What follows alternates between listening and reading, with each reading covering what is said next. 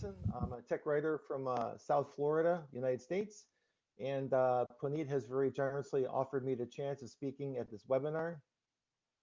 And I thought about the best way to present something to you to bring the most value in maybe about 20 or 30 minutes.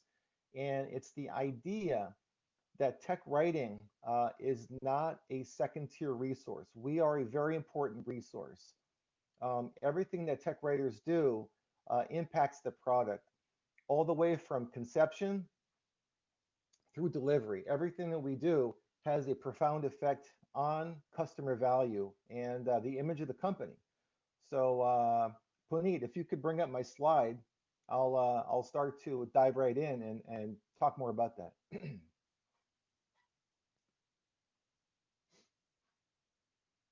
Okay, one more slide.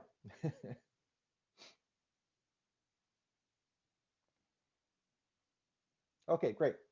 So yesterday I sat down and put together this little slide for you guys. You guys can all take a screenshot. Whenever I go into a meeting, and it doesn't matter whether it's with executives or other tech writers or management or even a customer, I said, this is how I see life, okay?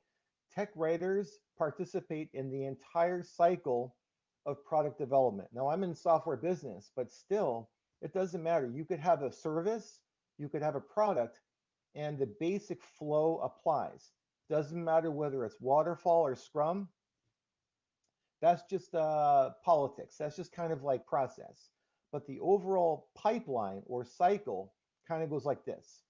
First of all, there's ideation. Ideation is the creation of functionality, the creation of what an app or software or a platform or a product can do, okay? A tech writer is needed to document that. So it could be an executive, it could be the owner of a business. Somebody needs to write this down. Now, when Steve Jobs started Apple, people don't know as much, but Steve Wozniak was his other owner of Apple. And Steve was a good talker, Steve Jobs, but he didn't have the tech skills. But Steve Wozniak was able to translate the vision into the hardware that became the Apple computer, okay? So we need to have that same skill. We need to be able to listen and translate idea into true functionality. That's ideation. Now that can come out in Scrum, that's like stories that go into a sprint. If you're in waterfall, that's requirements.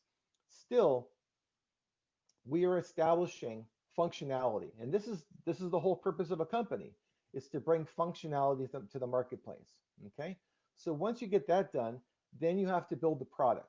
So as you look at my diagram here, even though there are 1, 2, 3, 4, 5, 6 different zones, it's really 4 steps. Idea, build, deploy, and support, okay? So within the building, for software at least, we have the code. So we need to design in the ideation, like with architecture, we need to design the functionality. We also need to scope it, because you don't want to say, we're going to do this, but you have no idea how deep the rabbit hole goes. You need to set limits. That's going to give you a ceiling on your budget and your time, okay? So when you create your code and you test it, that is the building of the product. And tech writers also are part of this process. Now, there are tools that you can use to run on your code. Doxygen is one of my favorites, Doxygen. You don't need to know anything about code. If you do, great. Basically, it builds inheritance diagrams, just showing master classes, subclasses, relationships, polymorphism, all that. So you are building value as a tech writer for the dev team. Okay, now, many times devs see only the code, but they don't understand the customer, okay? Now, this is a key step here, quality assurance. And many times tech writers, as you know, are part of quality assurance teams. So what we do is we can create something called the use case, and we can take that code and make sure it applies to the use case. In the case of Steve Jobs and Apple, of course, IBM already had computers out, but they didn't have a personal computer. So Steve Wozniak made the motherboard and the Apple II for the home computing experience. So they specifically identified the use case, and that's why Apple became so successful, because they identified correctly and align technology with the needs of the user. Okay. And once again, tech writers are right there. Not only do we document the code, but we create the use cases. And so when it goes into testing, we make sure that who the customer is represented in that testing. Okay. So that's step two. So we've got creation, tech writers are there. We've got building, tech writers are there, and testing. And then we have deployment. So as you know, with any operating system or software or platform, we have to deploy. Now, actually right now in my current job, I'm working on a couple installation guides. So your installation guide is important. Sometimes you need configuration. Configuration can be a separate guide, or that can go in the installation guide.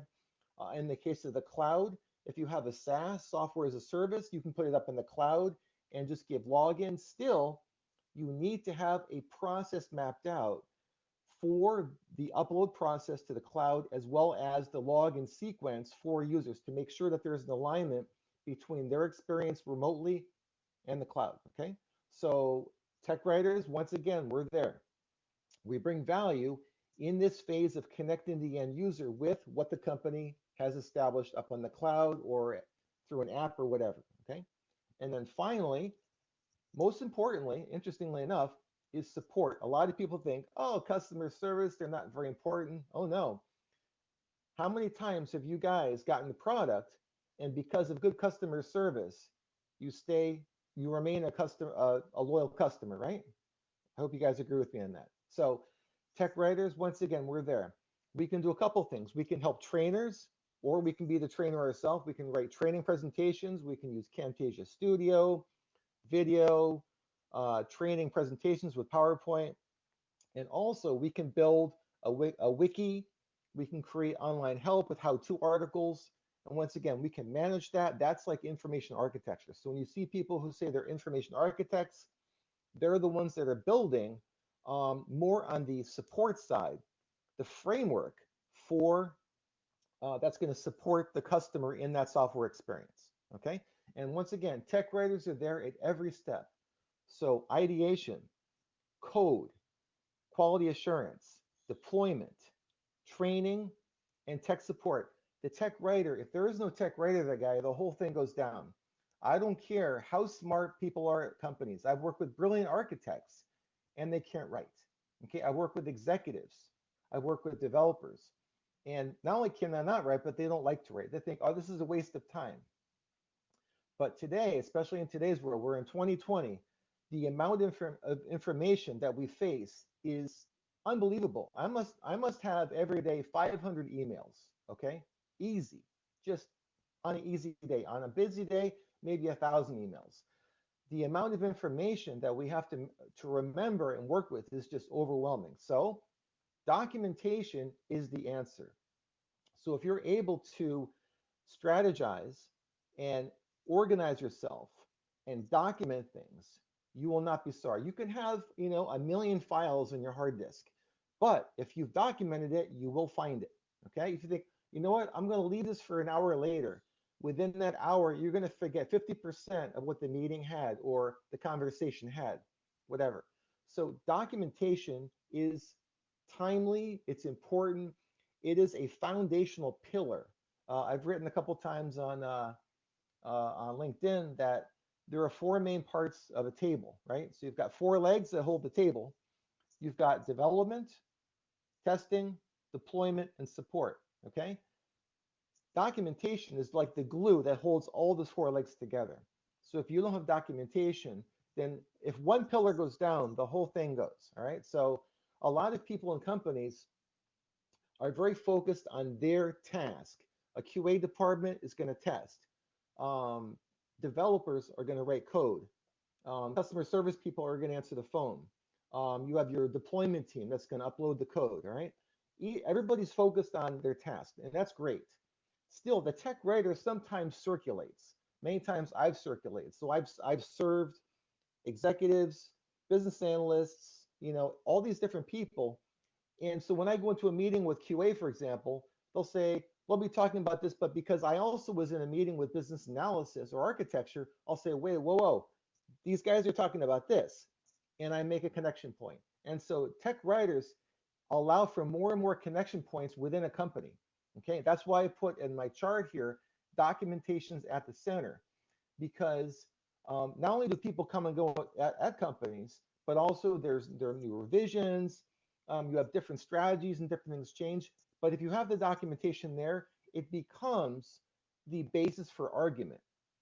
So if you don't have quality documentation, you can have, your dev department here and your QA department here, and there's a gap, right? You could have deployment, you could have QA, and there's a gap. You could have customer service and business analysis, and there's a gap. So documentation closes the gap and allows for communication and the optimization of resources within a company.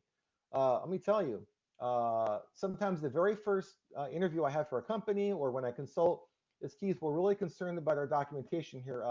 It seems to be the only thing that works. And I tell them, you know what?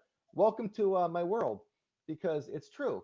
If you have quality documentation, you're building your company on a rock. So no matter what tide comes in, it's going to stand. People change, people get sick. As you know, here we are in COVID-19, and people have to work from home remotely. So the question is, what's going to hold us all together in the organization? And the answer is documentation.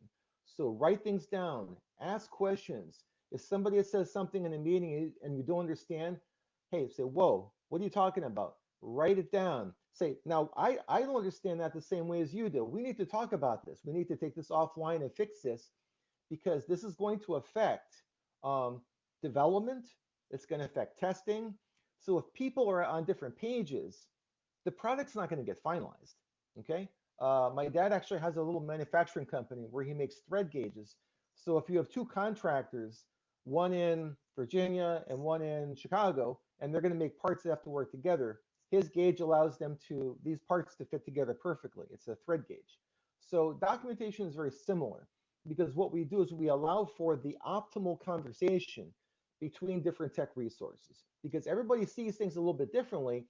But through quality documentation, we find the details where discrepancies exist. And like they say, the devil's in the details, right? So tech writers are the professional field that say, hey, whoa, guys, I see that this is different. We need to fix this.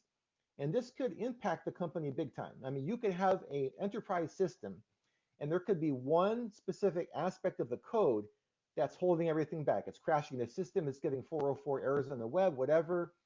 There's the two different dev platforms, the two different IDEs are not compatible, whatever it is. Tech writers sometimes end up finding that problem. So in the same way that a motherboard is extremely complex and has tons of details, Steve Wozniak figured those out. He was able to get Apple IIe from an idea of Steve Jobs to the Apple IIe computer. And today, my God, we have Apple's a huge trillion-dollar company. So I guarantee you, if you were to talk with a Steve Wozniak right now, because Steve Jobs, rest in peace, is not here anymore, he would say, I'm sure documentation is one of my pillars that allowed me to build my motherboard, to go forward, to look back and what I've done. Again, the amount of information that we all work with is just incredible. So documentation, really, in my opinion, is the solution. And so this is the process. I hope you guys all take a copy of this diagram here. This is how I communicate, at least in the software world, with other people in the different parts of the business. I say, this is my vision, my understanding. This is how we're going to guarantee that we're going to meet the budget, we're going to meet timelines, we're going to achieve our goals, et cetera, et cetera. Okay. So now you don't have to, this can apply also outside of software. This can apply to manufacturing, services, other products, just make some small adaptations. But generally, I like to share with people my vision as a professional, and this is my vision. So feel free to take this if you want to use it in an interview to get a job. It shows that you understand the role of tech writing and documentation to deliver customer value, both during the creation process and in the support process. So that's basically my presentation, guys.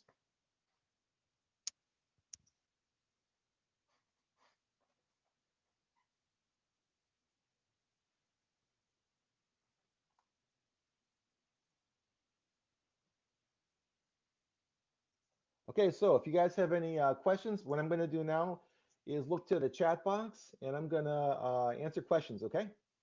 Okay, here we go. Okay, so question from Dishari. Hello, Dishari, namaste. Are how-to guides equivalent to admin help guides? No. Admin help guides are more for administrators, more for those who have privileged use of a system, whereas general help guides are for everybody. Remember, they're always more than sometimes there are two or more levels in the systems. Like let's say you go into a shop that has Windows 10. You're going to have the IT guys, the Windows admins, and everybody else. So there would be two kinds of documents you would need. You would need a how-to for the admins, for the privileged and limited group, and then a how-to for everybody else.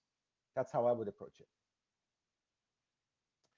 Ramachandra, how-tos are similar to troubleshooting.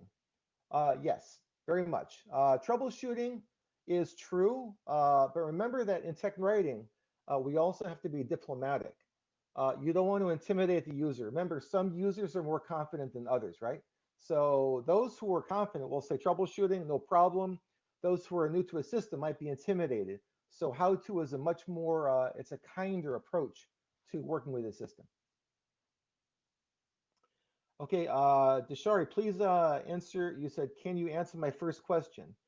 Please type your first question again. I think I answered it, but please type your question again, Deshari. Is configuration guide a separate doc set for for software as a service based products? Yes, and I'll tell you why. Because remember that well, there's two different kinds of configuration, okay? There's configuration from within the company, the inside config where the company puts the software up onto the cloud. That's an internal document. You're not going to share that with end users. And there's also end user configuration. So configuration is a large area. Remember that you have inside the company, what the company does, and what people do from the client side, from their machine. So you have two different kinds of config guides. Okay. Let's see here. Okay, I'm sorry. See, your question is, what's the difference between how-tos and knowledge base? Okay, a knowledge base is extensive. A knowledge base can have videos, you can have audio clips, you can have hyperlinks, you can have a list of acronyms, definitions, related articles. Like let's say, for example, I build an open source system and I work with MongoDB, right? So I can have hyperlinks to different articles within the MongoDB website, okay? So you're not gonna have that, you can have that on a limited basis in how-tos, but the knowledge base is gonna have much more. So how-tos are more focused on a specific task, whereas knowledge base is much more extensive. That's what I would say. That was for Ansari. Okay, any other questions, guys? Okay. Okay, this is a huge, make sure you keep your questions short because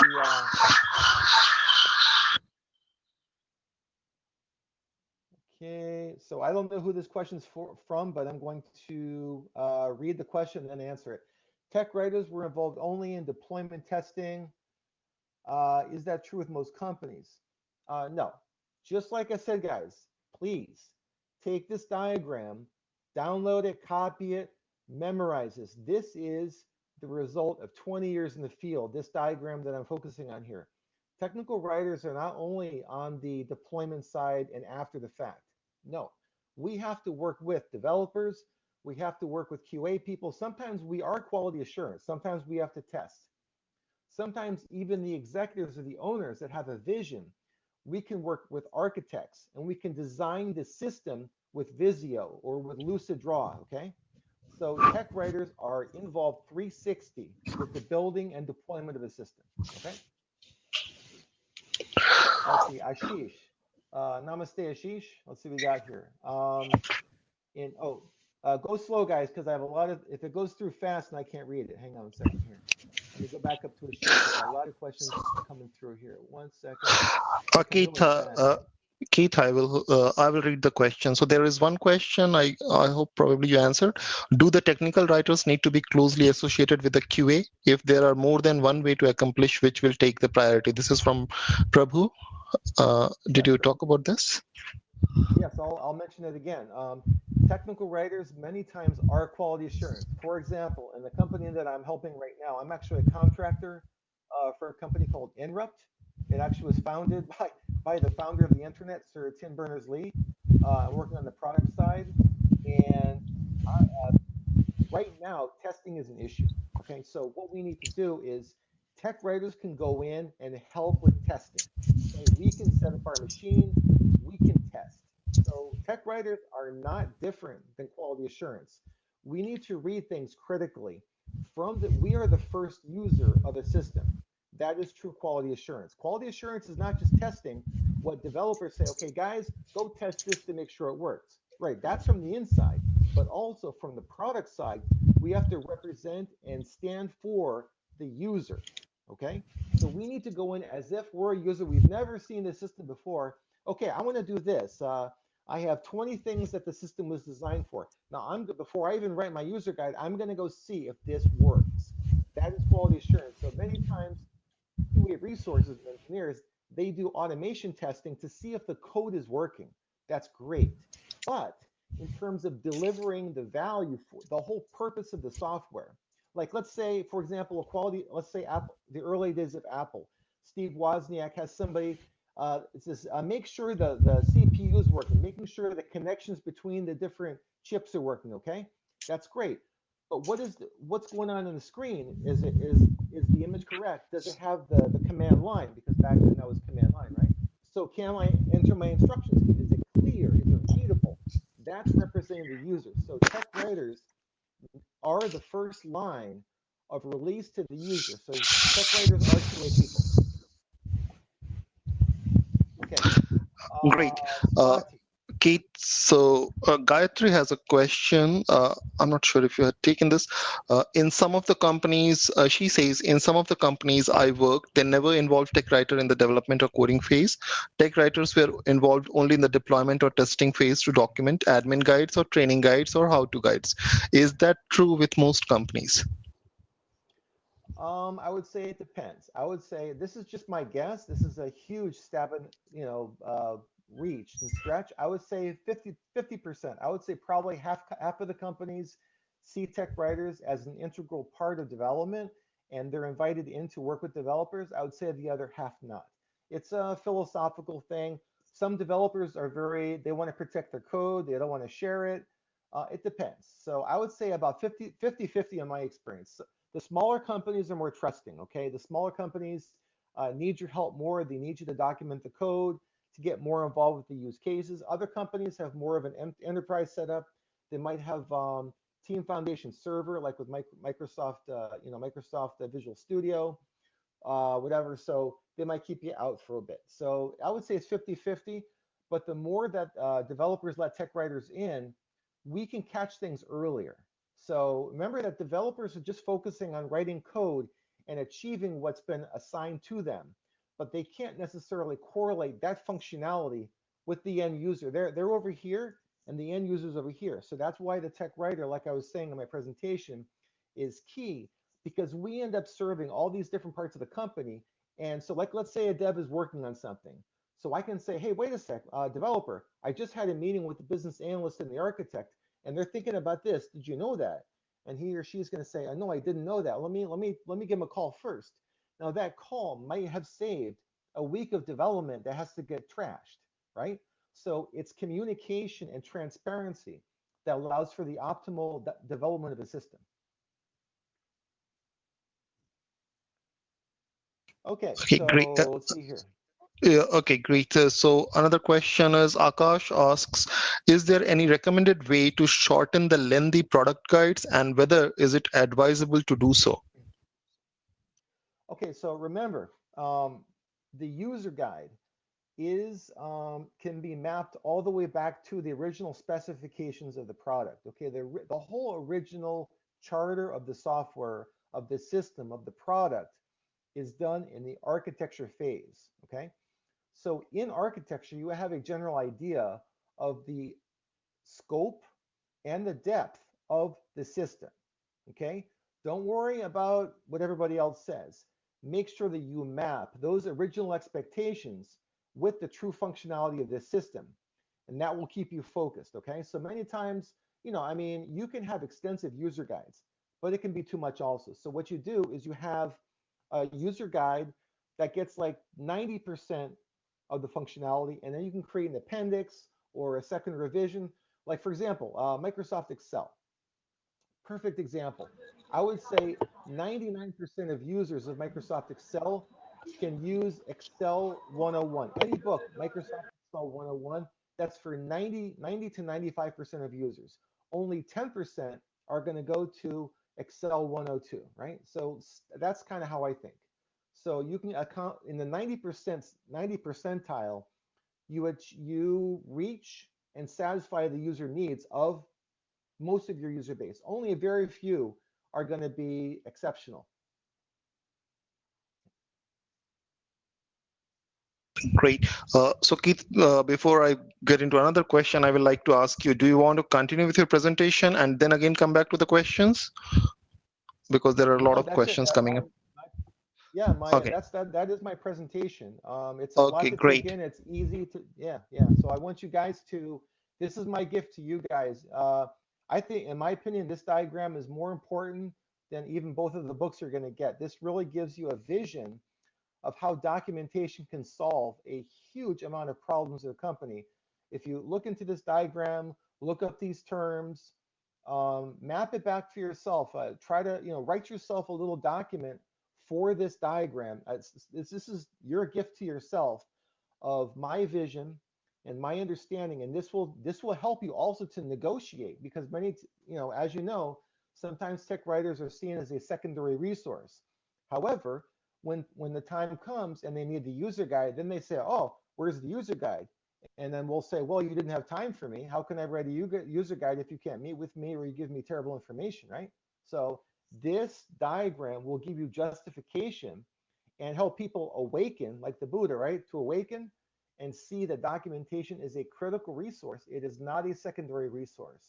Because when things fail, if the system crashes, if they need a hot fix, if they need a release, they can go back in the documentation and they will find they can roll the system back. Everything can be done through documentation. If there's no documentation, then the company's they're toast. I mean, that's arrogance, So documentation is the ultimate gift to a company. That's why I say take this diagram, make a copy, research it, take notes, understand it, digest it, and this is going to give you guys a way to navigate and survive in your field. Okay.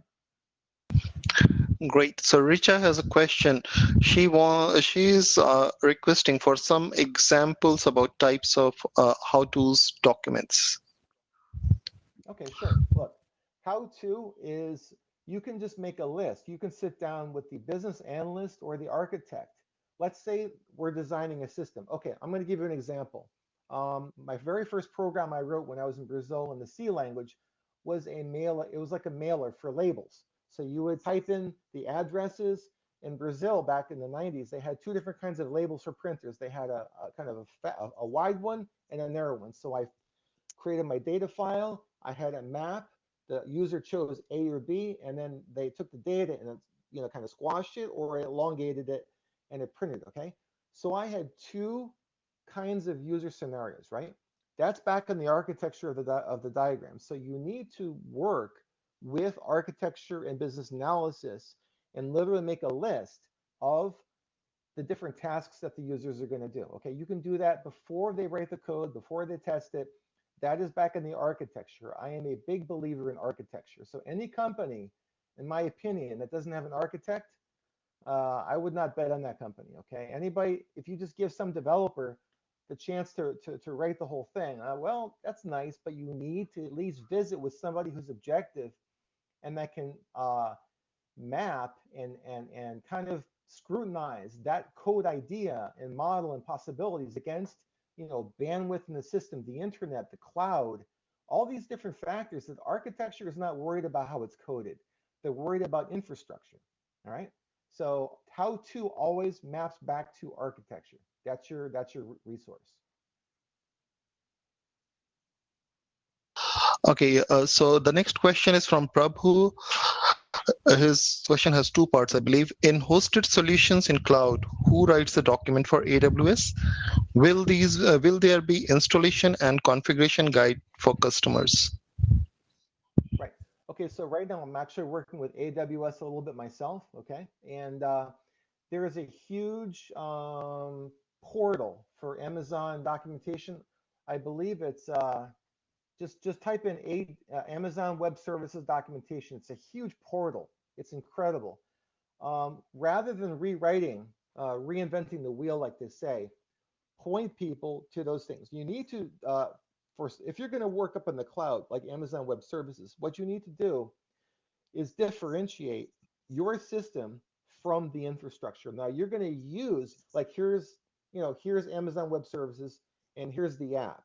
So they're separate. They're not the same thing. Even though it's inside of Amazon Web Services, it's distinct.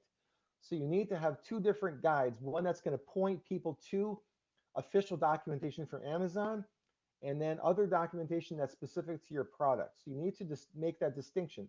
This once again gets back to my point of the importance of architecture. Now I know that there's some professionals out there called SREs, site reliability engineers, and they're great professionals. Still, the issue of architecture is critical, and make sure that your organization, or if you want to take a class in cloud architecture for yourself, just to have some idea of navigation, this will give you answers into distinguishing between your stuff, your software, its functionality. Kubernetes, for example, that is a container system, right? So Kubernetes also works within Amazon Web Services. So you can also point, Kubernetes has been backed by Google, for example. So Google has some stuff on that. So you need to know what you're working with and who's in charge, who owns it. It's best to derive people to the real true owner of that platform or resource, and then just talk about your system. It's going to make it a lot easier. Uh, Keith, did you mention that you are working with AWS right now? A little bit, yes. And just as a tech writer, I'm not testing anything, but conceptually, from the architecture standpoint, yes. Then I have a live feedback for AWS documentation, because last week only in my company I was trying to use the term AWS, and so we were having a discussion that AWS should be just used as AWS or Amazon Web Services, and in the Amazon.com, AWS.com or whatever. So there in the documentation side, the word is used as AWS services, which I think should be wrong. And so I have provided a feedback also that technically it's wrong. Okay, now And what you could do is in your document, you can establish, and this is a rule of thumb for all you to remember. You can set up how you're going to refer to something in your document as long as it's legally correct. Now, AWS, just like we say Google, but really it's Alphabet, but you can still use Google, and you can put a note, you can put a footnote, you can make an appendix or whatever and say, when I say Google, I'm really referring to the greater Alphabet company, but specifically Google search. So what you do is at the forefront of your document, in the introduction, and however you want to do it, say, this is how I'm going to be using terms in my document. If there's any issue, I have an appendix or I have a glossary of terms. That's what I do, because there's always going to be some discrepancies. There could be a reason why you want to use, maybe some people want, AWS services, or I'm saying there could be a discrepancy, but you have the right to choose that. You have the right to say, this is why I'm going to approach it this way, because it's going to make the readability greater. Your goal is readability. So take charge, take the reins, you own it. You say? true. Yeah, but that was about release notes where we refer to the products or the companies we, align with. So that has to be the official proper name. Otherwise, there are legal complications. Right. Okay, Right. so I'll move on to the next question. Thanks, Keith, for that. Akash asks, is there any recommended way to shorten the lengthy product? Oh, sorry, I think it's already done. And so Ashish says, Namaste, Keith. Question number one, what solution would you recommend to a fresher willing to overcome copy-paste mistakes or grammatical mistake? Any trustful resources to improve for experienced and budding writers? Okay, so I believe his Okay. question is more about how to be a good writer in English, basically. Yeah, more about Okay. English. Please. So I don't want to sound like a broken record here, but I'm going to say my point again. I believe in architecture. Even though I'm a technical writer, kind of my secret weapon, my magic, like a magician, is architecture. So I make sure I understand everything from a conceptual perspective. That's why I gave you guys my diagram here, my little image. Um, before you write, you need to have an idea conceptually that defines the scope and the depth of your document. So whatever you're writing, it's got to have limitations. It can't go on forever. So you need to define it content-wise, depth-wise, how much time it's going to take you, how many technical resources that you have to work with. You have to work with one engineer, 10, just a manager. How big is this thing? Is it going to be 10 pages? Is it going to be 100 pages? So a conceptual diagram will give you comfort and a sense of accomplishment. So let's say you're writing, let's say the new Intel chip has 3 improvements. Right there, you know, 3 improvements. Maybe there's one engineer on your team that knows about these 3 improvements. Great. So how is this? Can I see an image of this? Does he have information from Intel? What can I do? Right. So work with architecture. Architecture will provide the answers to all these concerns. It'll give you a sense of definition, scope, time, depth, complexity, how many resources you're going to need, to people you're going to need to meet with, research you can do on your own. Okay, all of this is in the architecture. That's the secret. Great. So before I come to Ashish's second question, which is on a other end, so first I'll go to Swati's question. How do you differentiate the content that goes in the end user guide from what goes in the knowledge base articles? Okay, so end user guide, because a knowledge base is on the web and it's extensive, a knowledge base can go much more than just end user guide. Okay, you can have small articles, intros to, you could talk a little bit about AWS or Google Cloud. So the end user guide solves the immediate problem. Okay, let me give you an example.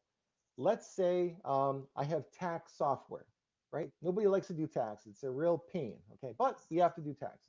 So I come out with some open source application to do your taxes. It's free. I make a user guide. It's not going to cover everything. It's not going to be for Bill Gates. It's going to be for a person maybe that has 10 people in the company. And I'll probably say, well, you know, if you have more than 10 people working for you, you can't use this software. Okay. So I'm going to define it right there and say, that's it. Those are my limitations as a provider of software. So I'm going to write a user guide that's going to be this big, right? But then I can also create on the web to support that user guide. I can write a knowledge base and I can say, well, I can put other articles in there. Remember that a knowledge base can be used to promote the company also, to point people to get the software. Knowledge base is sales as much as a technical resource. A user guide is not sales. A user guide is functionality. Okay. Thanks, Kate. So Anita asks, off late bulletins and blogs give info about updates in the product. Are these replacing the erstwhile release notes? It depends on the company. Remember that different companies have different philosophies of how they do business. Some companies are old school. They have release notes. They're traditional. They're kind of like IBM. That, you know, what you see in 1970, you're going to see today in a good way. I'm not criticizing. And some companies are more progressive. They like to say, I don't want to do that. I want to do something new. Look, I use, what do I have? My sneakers are, I have some old sneakers. They're like Converse. Okay.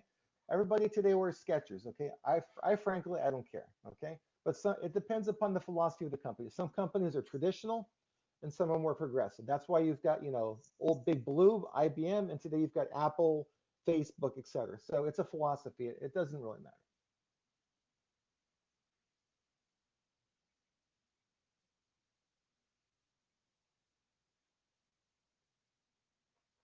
Okay, so a question Yeah, from, sorry. Yeah, Keith, that's you okay. want to say something? Yeah, Yeah, so Richa asks, Bharati, I'm speaking, telling the question, Keith. So Richa asks, I'm using SAP process in my org, wherein I'm working on internal product whose documentation I am providing to SAP, and they publish those PDF on their help website. The document includes installation guide, config guide, operations guide, and release note, all in PDF. Can you please suggest some tool which can help me to make its UI more interactive if user sees them on SAP portal in PDF format only? Yeah. Right now, I'm actually dealing with this issue in my own way of, okay, so what you're doing here is you're transitioning the platform like Confluence or whatever internal platform. You're creating the documentation, and at some point you need to export it for the customer. So the customer can't go into that site. That's internal. So you need to make sure that people write in a way that is for the end user. And it's tricky. You have to. This is why, once again, tech writers are very important. We are a buffer. We help to compact and to make it better. We take like a developer article and we kind of cut and trim and make it better. That way, it can be directly exported out. Um, what you need to do is, depending upon the platform that you're in, there are different plugins and resources you can use to optimize the export process to make it PDF. Or in some cases, if you want to publish right to the web, if you want to have another site where it creates an HTML file, and then you see it right from the web browser. And maybe some people want to have it on all devices. You can see it from your computer, your phone, a tablet. It's better than PDF. And as you know, some PDFs, people don't like to download them because they're used for malware today. So it's a tricky issue. But look for different resources available to export to PDF for the platform that you're working on. Like right now, I'm working with Confluence, and there are different tools that you can plug in and use with Confluence that will export directly to PDF and make it really quite good. It'll save a lot of time on publishing and export, okay, as you can focus on the content. So whatever platform you're working on, look up the best resources, okay? And also, once again, make sure you're working with management, because this is a long-term decision. This is not just for one document. This could be for hundreds of documents. So make sure that that decision aligns with the long-term goals and, of course, expenditures of the company and their investment. Great. So Lakshmi has a question about what is the difference between operation guide and user manual? Okay. Operation guide, from my experience, is more than just end user guide. An operational guide is more of not necessarily hardware, but more of a business case. So you're seeing the software as a player in the overall business. For example, ERP, Enterprise Resource Planning. I don't know if you guys are familiar with that, but actually my dad has that at his company, and we chat sometimes about that. So you could have software about ERP. You could have an application, and at the same time, it's important that different decisions in the enterprise be made so that there is an alignment between the enterprise and the ERP software. That would be an operational guide. So an operational guide goes beyond the immediate use of the software, whereas the end user guide is specifically for the UI UX in the tasks of the end user. That's what I would do. Thanks, Keith. So Bratati has a question about what are the best practices to document API specification? Would you like to take that? I'm not sure that's related here. Sure. Okay. Well, okay. So in a nutshell, API, application programming interface, it's a big topic. It's a big area of documentation today. Um, this is a huge topic. What you need to do, you need to coordinate this with developers and how they're building their system and its ability to interface with the outside world. There are different, there's Swagger, there are different platforms you can use to build your APIs and automate the documentation process. Okay, so this is more of a developer question, but I would work with developers and once again, architects. I tell you, the secret of documentation is almost to become an architect yourself. Read architecture, cloud architecture, local architecture, hardware, software, everything architecture. Study it for yourself. This will allow you to ask the right questions, okay? So architecture is the way that you'll be able to decide the best way to handle APIs. Who can connect, interface with your company, synchronous, asynchronous calls, whatever. All of this is based upon the architecture of the company and its ability to interface on the outside world.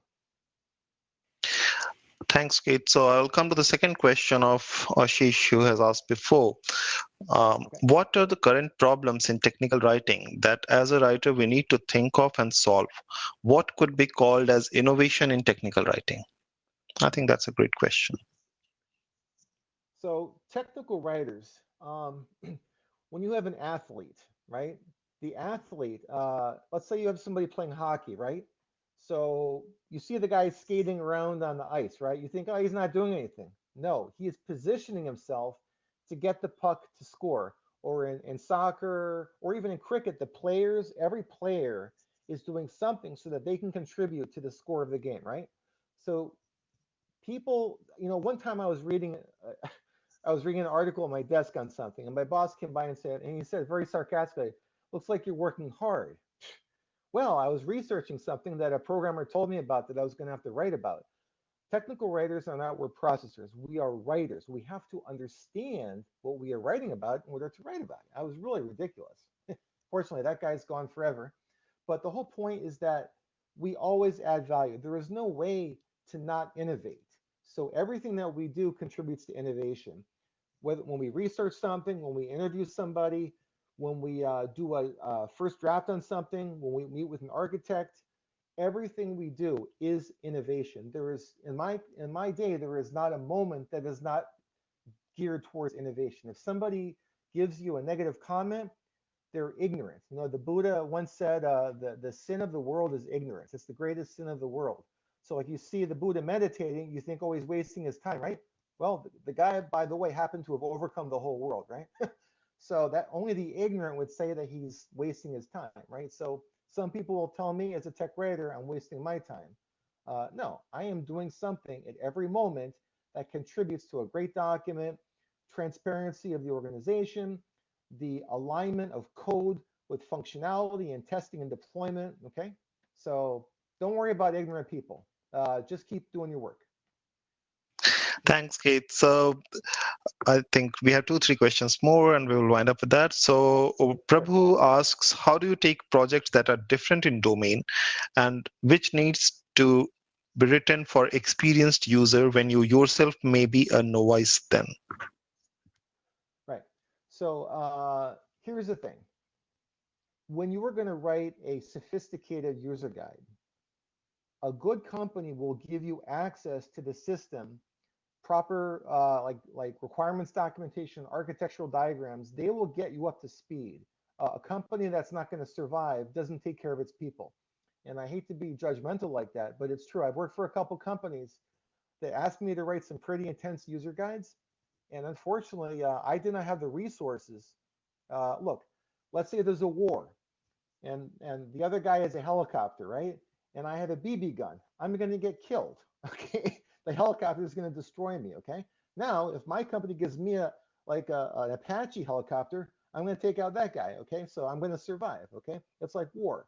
So if your company arms you and gives you access and information and use cases and architecture and requirements, then you can go to work. You can fight the war of writing that great guide that's going to serve your customer. If your company doesn't take care of you and invest in you, I guarantee you that company is going to go out of business. So unfortunately, that's the risk of being in this field, is that some people know what they're doing and some don't. So it's not the fault of the tech writer. So, Thanks, Kate. So we have yeah, we will take the last two questions and then we will wind up. So Ramachandra asks, is traditional document getting grayed out? What are the best practices you suggest for writers? okay, so once again, getting back to the company, there are two kinds of companies out there. There are companies that see documentation as a necessary evil, like, oh, we got to write the document. And there are others that really believe in it and see its true utility. Okay, it's like hydrating. Let's say some people, they don't like to drink water. They say, I'm going to have just a glass of water at breakfast and dinner. Well, they're not going to last. They're not going to live very long, right? So you need to drink water throughout the day. Okay, so documentation is the same thing. It is a philosophical issue. So the companies that believe in it, they're going to survive. So, graying out, all these internal practices are a reflection of whether they value documentation or not. Okay, so there are all kinds of crazy practices in companies. Companies want to cut costs, they want to cut, they want to trim, they want to, oh, we don't need this. Well, you know what? You're not going to have good documentation. You have to invest in it. Documentation is not a backup resource. Documentate. Look, when your chief architect leaves the company for somebody else on a Friday and he doesn't give you any warning, if you have no documentation, that company is toast. And I've seen it happen. But if that company is smart, it's going to force that architect to document things with a tech writer. And when that guy leaves, or the woman, guess what? You're going to survive. You're going to have all the stuff that he built. You're going to have all his notes, his passwords, everything. Okay. So documentation is survival. That's my conclusion. Thanks, Keith. And the last question for the day right now, Ravi asks, to what extent tech writers can contribute in marketing docs such as case studies and proposals? Some software managers expect us to create brochure in marketing style. Okay, so tech writers, I'm not going to say copywriters, but technical writers, they need to see a marketing document as the marketing department as another resource. So in the same way that I interface with architecture or quality assurance or programming or somebody in the executive branch, I also see marketing as a resource. So the combination of my tech writing skill with the vision of marketing allows for the creation of a brochure, a proposal, an RFP, an RFI, et cetera, et cetera. So you can't do it by yourself because you haven't met with the customer. You have an idea, you're close, but the marketing person has been out there talking with the customer. At the same time, they're not talking with developers. They're not talking with the engineers that are building the product. So there is a disconnect. So you're the glue. At the same time, there needs to be the pairing of two resources working together. Tech writers generally work with a technical resource to get the document out. Thanks so much for all the answers, Keith. I think it's helpful to all. And I believe we have taken all except one or two. So I would request those questions to, to share, and we can share that separately with Keith and probably can answer, and I will pass on to you. So in the interest of time, we will have to wind up. So thank you so much, Keith, for this sharing your knowledge and answering all these questions. And all of you who have further questions, please do share those questions, and I'll try to get it answered from Keith later. And so one important information, so after this we will be sharing the feedback form, so please do check for the feedback form, because that will contain the link of the recording, and that will contain this infographics that Keith has shared, and it will also contain the 2 PDFs that I'm talking about, the gift from Keith. So please do check for that feedback form. And thank you so much, everyone. Thank you so much, Keith, again for your time. You're most welcome. And You're welcome. we will catch up again soon. Thank you. Thank you, everyone. Okay, great. Have a great day, everybody. Have a great night. Take care. And namaste. Thanks.